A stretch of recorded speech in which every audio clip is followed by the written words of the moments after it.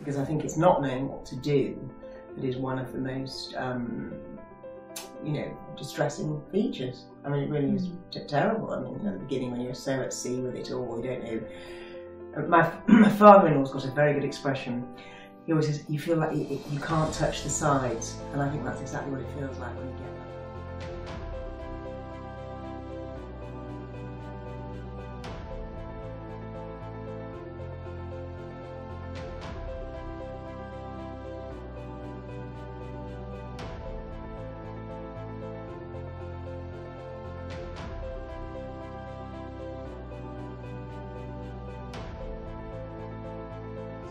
The largest treatment trial that's been undertaken into social communication treatment for autism internationally to date. So just from the point of view of a treatment trial and its size, that's a major milestone. So the number of children that we've enrolled into this trial, over 150, is at least double anything else that's been done previously.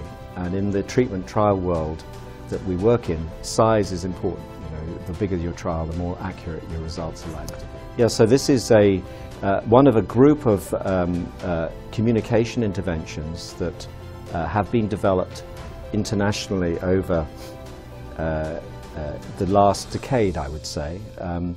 Ours is similar but different to some of the other interventions. They all have as their aim to improve the communication skills of young children with autism.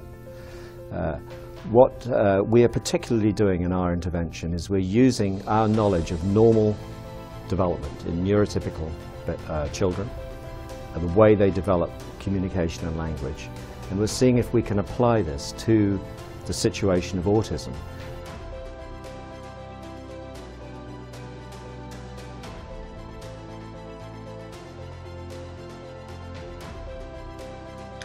The vision is to build a solid partnership between the research organisation, professionals and the families to take the best quality therapy and make it accessible to all children. We want to have a visible effect on the lives of children and their families. So the aim of our intervention is to work with parents to help them get sensitised to the particular way that autistic children communicate, so that they can respond to that communication sensitively.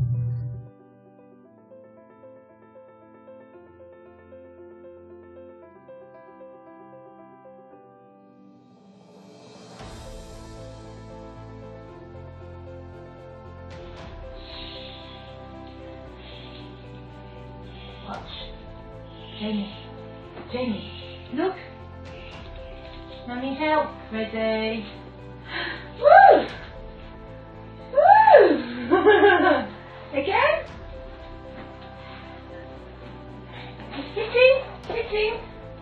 Sitting. Hello, Jamie. Hello, Mummy. Hello, Mummy. Hello, Noah. Hello, Snowman. Yeah. Goodbye, Snowman. Hello, Noah. Hello, Snowman. Goodbye, Noah. Goodbye, Snowman. We do PACT sessions every 2 weeks, and then I would play with Lily for half an hour a day, and I would try to achieve the objectives that were set in the PACT program.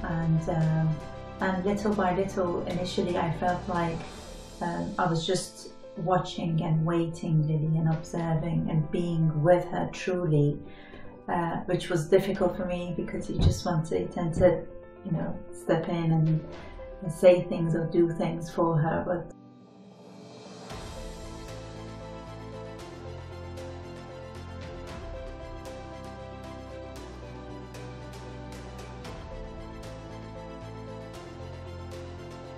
our aim is to take the therapy, the PACT therapy, into the daily lives of children by working within the family home, within nurseries, school context, or a caregiver context, so that the intervention can pervade the daily lives of children. What do you see as being different about this?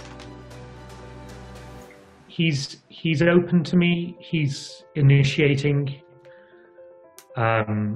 It's sort of his genuine interest in it rather than me forcing it on him.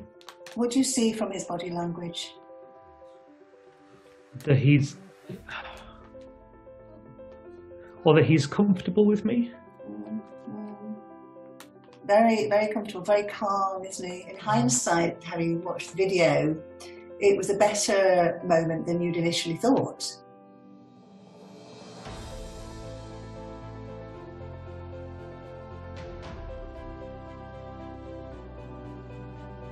When I watched the video, and then when the therapist would tell me to, you know, oh, now she has a good eye contact with you, and then it depends on your body language and the way, the slightest things in your body language or in what you say.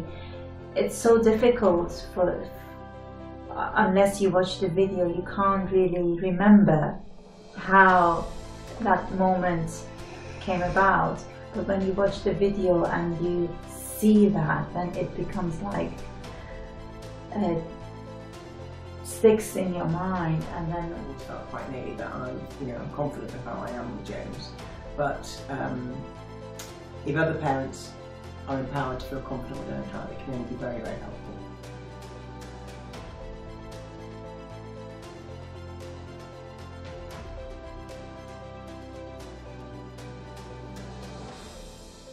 So we did everything possible to reduce that anticipatory anxiety around the activities that we were going to carry out with. That's been the major change. I think that's just made a huge transformation in the way that we interact with him with PACT. PACT has now transformed from something that we do with him in a certain period of time where it's announced and he's not necessarily willing, but willed into, to something that we engage with him in very conscious play. I think what works well for me with PACT is you have your special relationship with your child, and nobody's trying to change that. You build on that. You have your own instincts, your own intuition about what feels right, and the therapist just comes in and guides you to sort of crystallize what it is you're doing so well. So we're looking to you so that together we can take the vision forward. Our aim is for tomorrow where we can take the best quality evidence-based therapy into the daily lives of children who need it the most.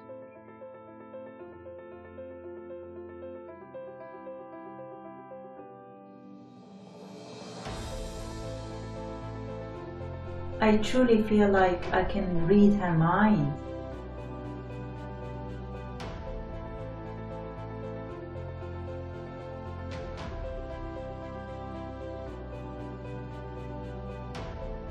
And I think implementing a PACT programme with those carers would be invaluable as a sort of training programme for them to get to know James, and hopefully then to identify behaviours